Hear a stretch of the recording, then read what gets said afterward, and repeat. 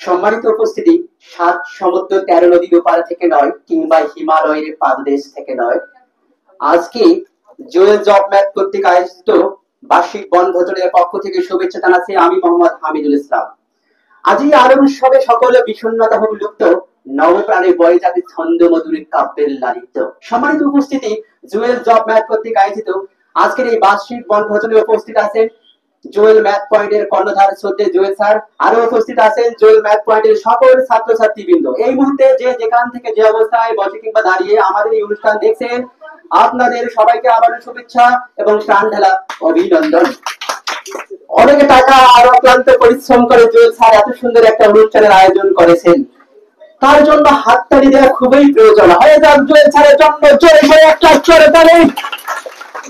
সম্মানিত উপস্থিতি, বিশ্ব নবীর সেরা মর্যাদা, বিশ্ব নবীর মহাদান, বনি আদমের পথের দিশারি মহাগ্রন্থ আল কোরআন। আজকে এই অনুষ্ঠানের প্রথম পর্বে শুরুতেই পবিত্র কোরআন থেকে তেলাওয়াত করবেন ফরিদুল ইসলাম। ফরিদুল ইসলামকে পবিত্র কোরআন থেকে তেলাওয়াত করার জন্য বিশেষভাবে অনুরোধ করছি।